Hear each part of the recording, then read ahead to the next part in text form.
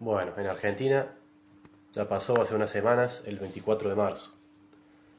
Ya pasó la ridícula exhibición de narcisismo moral de esos que marchan y posan, que son a quienes menos les importa que el 24 de marzo sirva para algo, porque para ellos ya cumplió su función.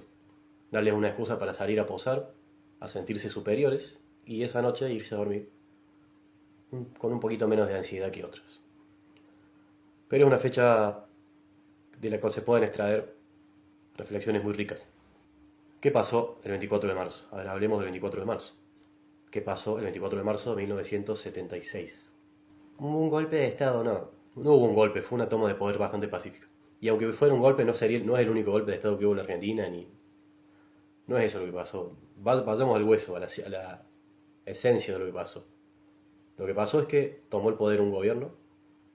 Cómo llegó al poder es también interesante analizar. Llegó al poder llamado por la gente, ¿no? Para empezar. Pero bueno, de ahí en adelante ese gobierno se desempeñó y hizo abuso de la asimetría del poder que el Estado tiene en contra de sus ciudadanos. Hizo abuso de esa asimetría de poder. En un totalitarismo eso se hace de manera muy evidente, de manera directa. Los políticos hacen uso directamente de los medios de represión y control del Estado.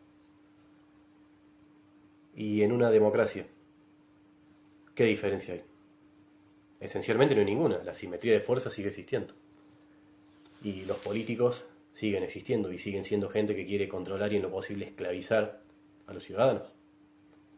Entonces el 24 de marzo sirve para saber que eso pasa y que sigue pasando, que eso pasa, no que pasó. Esa es la peor lección posible que se puede extraer el 24 de marzo, que es la que se extrae, que eso pasó y que podría volver a pasar en un futuro. No, eso pasa. El 24 de marzo es un día para hablar de cómo eso que pasó en esa época, de una determinada forma, hoy pasa de otra. Hoy la represión se hace de otra forma, la represión y el terror, porque las democracias operan de otra forma, distinta al totalitarismo. El totalitarismo emplea de manera directa y vertical los medios de fuerza y control del Estado, del aparato estatal, para reprimir y aterrorizar a la población. En las democracias eso se hace de manera más indirecta y horizontalista.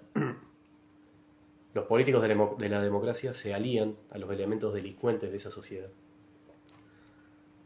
para aterrorizar a la población y mantenerla reprimida. Es decir, tercerizan la represión y el terror. Aparecen las bandas narcoterroristas y se enquistan. En Europa se recurre a los inmigrantes, especialmente los de origen africano y especialmente los de ideología islámica. En Estados Unidos, de alguna manera, con su sistema educativo y su costumbre armamentística, crean asesinos seriales y sociópatas, que la gran mayoría de los asesinos seriales y sociópatas están en Estados Unidos, que son gente que de la nada te puede iniciar un tiroteo en un lugar público, o secuestrarte en una carretera y torturarte. Bueno, eso es terrorismo, ejercido de manera indirecta y horizontal por un Estado que crea las condiciones para que eso pase y que lo apoya, en definitiva. En la democracia se crean leyes que hacen que sea muy fácil ser delincuente. En democracia es muy fácil ser delincuente. Desde político corrupto hasta ser alguien que tiene un perro de esos que matan gente en un barrio lleno de niños. Aparecen las bandas de narcoterroristas, como digo, en el caso de Hispanoamérica. En definitiva, en la democracia es muy fácil ser delincuente. En las dictaduras no, porque está muy controlada la población. En un gobierno totalitario, para poder delinquir ahí, delincuente en serio, no hablo de ladrones de cartera, ¿no? Bandas mafiosas, bandas narcoterroristas, gente con acceso a armas. Bueno, en un gobierno totalitario, para poder hacer eso, para poder delinquir a gran escala, hay que estar aliado con el Estado y el Estado te tiene que dar el permiso y se es una especie de socio. En democracia, lo mismo, solamente que no se admite y se tapa más. Y en democracia, esa tercerización de la delincuencia, de la represión y del terror contra los ciudadanos honestos, se terceriza completamente en los delincuentes privados, bandas delictivas privadas, digamos, que no trabajan como parte del Estado, sino que trabajan para los políticos, sin ser parte del aparato estatal. Entonces, bueno, a grosso modo se puede decir que en Europa se usa a los inmigrantes, en Estados Unidos a los sociópatas y asesinos seriales y a la gente armada en general. Se arma, se permite que toda la población esté armada y no es una población bien educada para estar armada. Ese es el tema. En las democracias africanas simplemente se permiten y se explotan y se potencian todos esos conflictos ancestrales de pastores versus agricultores, de cristianos versus musulmanes, de seres humanos contra caníbales. Para mí los caníbales no son seres humanos. Todo eso se podría evitar muy fácilmente. No se hace porque no se quiere, simplemente. La demostración de que todo eso se podría frenar y cortar es que la mayoría de los estados del mundo, que hoy son democráticos, alguna vez fueron totalitarios. En el caso de la Argentina, el 24 de marzo de 1976. Y de un plumazo fueron capaces de cortar toda actividad terrorista y delincuencial en un territorio nacional. Si hoy no lo hacen es porque no quieren, así de simple. 24 de marzo. Asimetría de poder y abuso de esa asimetría por parte de los gobernantes, siempre. No antes, no el 24 de marzo. No en dictadura, no en totalitarismos. También en democracia, en monarquías, en democracias de otro tipo, que hay muchos tipos. En el caos, en estados tribales, siempre, siempre, siempre. Lo importante es analizar cómo es hoy, cómo se desarrolla hoy.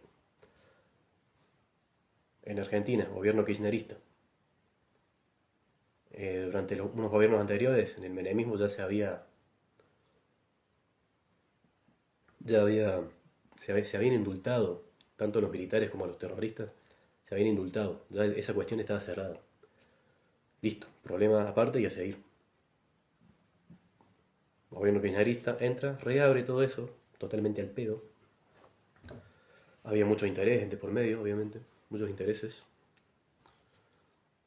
Y eso, para dividir a la población y para distraer. Y durante el gobierno kirchnerista se hizo todavía más marcadamente de lo que ya se venía haciendo este cambio a este modelo donde el Estado ejerce la represión y el terror a través de los delincuentes de esa sociedad. En Argentina eso tiene hasta un nombre, que es la doctrina Zaffaroni. Zaffaroni fue quien hizo el trabajo sucio, o el trabajo intelectual, le dio un marco teórico. El trabajo sucio lo hicieron todos, esa gente estaba muy encantada de hacer el trabajo sucio. ¿Por qué si yo lo sé y me doy cuenta y es tan obvio para mí? No lo es para los profesores universitarios y los profesores de la secundaria. ¿Por qué no se habla de esto el 24 de marzo?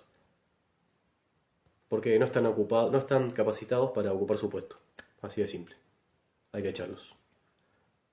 O no solo no subir el sueldo, sino bajárselos. A esos profesores y a muchísimos otros.